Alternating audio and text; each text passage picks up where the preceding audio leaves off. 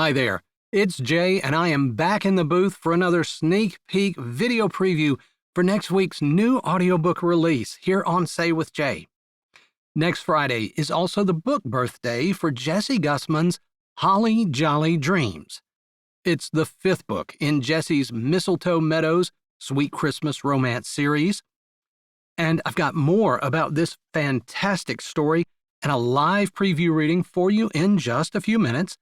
But, as Jessie often likes to do, in her story, she mentions a particular recipe or dish, and we thought it'd be fun for me to make it for you here in another segment we like to call Cooking with Jay.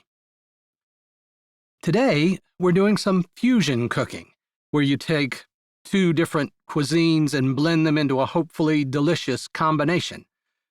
One of my favorite foods, hands down, is Chicken Pad Thai. It's a rice noodle dish that originated in Thailand, as you might guess, but it's not some traditional, been-around-for-centuries kind of thing. It's most often credited as being invented by the country's prime minister during World War II. It's a very savory dish with a little sweetness, some citrus-like sour, and even a little nutty flavor from peanuts. It's typically made with little to no spicy heat, making it a very good choice if you find yourself in a Thai restaurant and don't know what to order.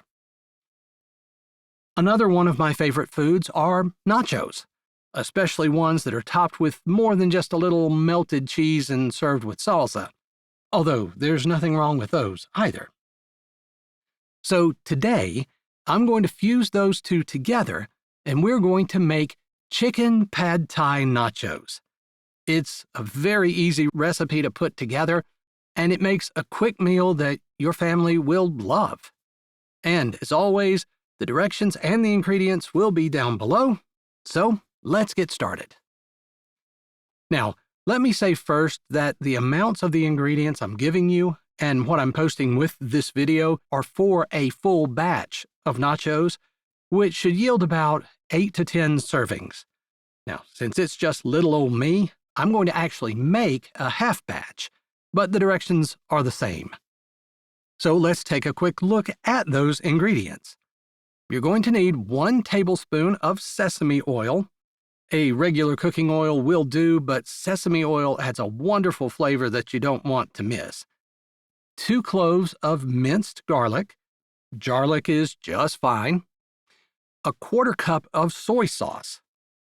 3 tablespoons of peanut butter, creamy or chunky, your choice. You'll need 2 tablespoons of honey. 1 tablespoon of sriracha, which you can omit, but really, if it's because of heat, that small an amount really adds no heat. And 1 tablespoon of lime juice. Definitely don't omit that. You'll need 2 cups of shredded Monterey Jack cheese, 2 cups of shredded rotisserie chicken, 5 cups of tortilla chips, and you're going to want some sturdy chips, not light and airy ones, unless you plan on eating it with a fork, because they will be loaded down. Lastly, you'll need 4 chopped green onions and 1/4 cup of chopped dry roasted peanuts. One very optional ingredient that I'm adding is a teaspoon-ish of tamarind paste. It's sweet and rather sour. There's actually tamarind candy out there, which is a life goal for me to try, but it adds just a little more of that pad thai sweet and sour, I think. It might be a bit of a challenge to find in your local store, though. I get mine from Amazon. So first, you're going to preheat your oven to 425 degrees and cover a baking sheet with aluminum foil, the nonstick variety if you have it. Then, preheat a medium to large skillet to medium heat, and add your sesame oil. After about 10 seconds or so to let it heat up and spread it around, add your garlic, and cook that for about a minute. Next, pour in your soy sauce and bring that to a simmer.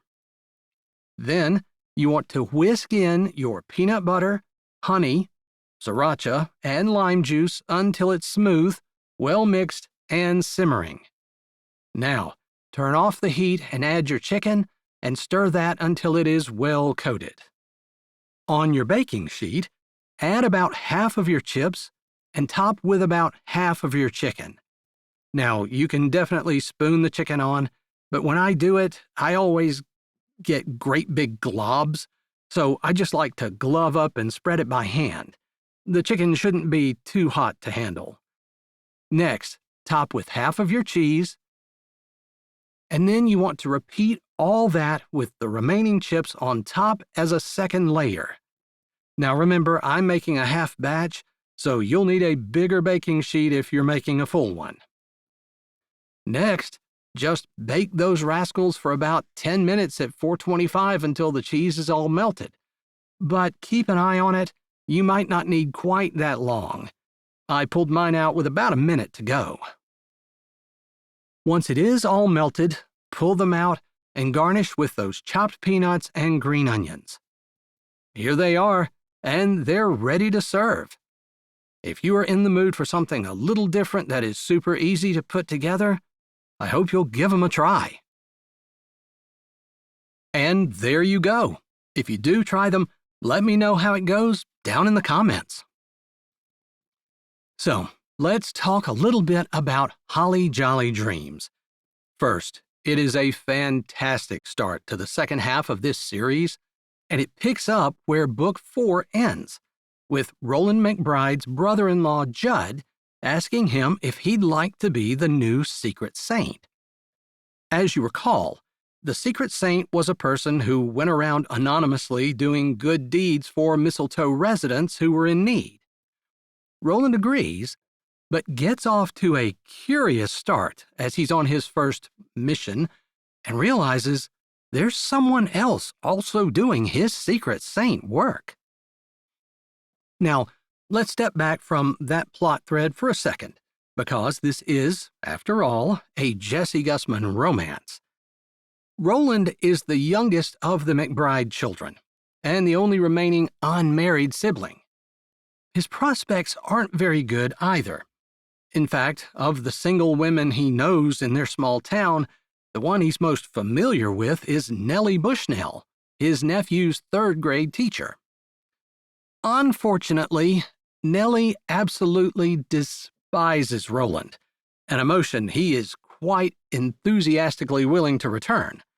In fact, they've been hated rivals since they were in the third grade. But, as it turns out, they're both thrown together to help direct the church Christmas program.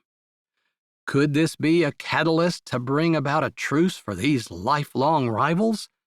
Could Roland learn something from this other secret saint to change his attitude about Nelly? You do not want to miss the answer to these questions, folks. Jessie has written another masterful book with a fantastic story, wonderful side plots, some surprising twists, and, of course, that sweet, toe-curling romance you'd expect. Holly Jolly Christmas is available for pre-order now on Amazon and will be out both in book and audiobook this coming Friday, September the 6th. But for now, here is the opening to Holly Jolly Dreams. Be sure to come back for the rest next Friday here on Say with Jay. Wait a second. You are the secret saint? Roland McBride slammed the tree down in the back of the pickup and stopped what he was doing to stare at his brother-in-law. It was almost midnight, and there wasn't a whole lot of light from the dim pole lights in the tree farm parking lot, but he could clearly see his brother-in-law Judd nodding. Yeah, I had the torch passed to me by someone who wishes to remain anonymous, but yeah, I was the secret saint, and your sister and I did it for a while. Roland nodded. It didn't surprise him at all that his sister had been involved in it. She was a kind and caring soul, which was part of the reason she'd become a doctor. But with getting married and with Terry and me taking on more responsibilities, then we thought that children might come. Judd smiled a little bit and Roland wondered exactly what that meant. Could Terry and Judd be expecting? He supposed they'd announce it when they felt like the time was right. In the meantime, he listened as Judd continued. If you're not interested, that's fine. It just seems like you're perfect for the role. You've got tons of connections, and of course, Terry and I would help you. With her job as a doctor, she sees all kinds and hears a lot.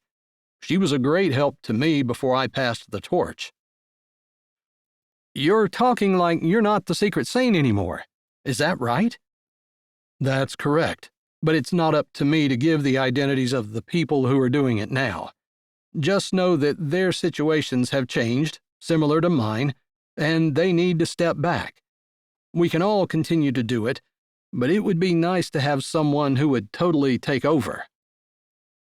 Judd didn't say it, but what he really meant was someone who was single, who didn't have a lot of family responsibilities, who had some extra money and no children or wife to spend it on. Roland understood, and it frustrated him a little bit.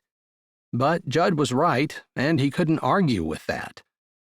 No, I'm definitely interested. Maybe this would give his life some purpose. He felt a little bit like he was drifting lately, with all of his siblings finding love and getting married. Of course, there was Isadora, who had found love, so she thought, and 3 children with her love, and then had her husband cheat and leave her. He supposed she wasn't quite in the same boat as he was. At least, she had children and had the opportunity to experience marriage. I don't want to push you into anything you don't want to do, Judd said as he lifted another Christmas tree and put it on the back of Roland's truck. Roland ran the family Christmas tree farm and got most of his income from that, although he did work as a handyman the rest of the year. No, I've got to say that it's an honor to be chosen. I really feel that it is, and I'm flattered that you think I can do it. We definitely think you can. We know that you can. But it does take up an awful lot of one's time, and while I know that you have the love for other people that the job requires, it can really cut into your Christmas season. Another reason why it would be best for the Secret Saint to be a single person, Roland was sure, although Judd did not say that. Thank you for the vote of confidence. If you need some time to think about it, that's fine. No, I don't need to think about it. I'm sure this is something I definitely want to do. Again, he thought it might give his life some purpose, give him the feeling that he was getting up for something. Lately, things had just been not exactly in a depressive state, but he just wondered what the purpose was. Why was he living? Sure, he had nieces and nephews he loved to spend time with, and he felt like he was as good an uncle as an uncle could be. But was that really all there was going to be to his life? Mistletoe Meadows was not exactly a huge town, and if he hadn't already found his lifetime love, there wasn't a whole lot of opportunity for him to meet someone new. Hi, this is Jay, and thanks for listening. If you're ready for another great Jessie Gussman audiobook, here's one we think you might like. Or check out our latest releases. Don't forget to subscribe to Say with Jay, give this video a thumbs up, and tell us what you liked in the comments.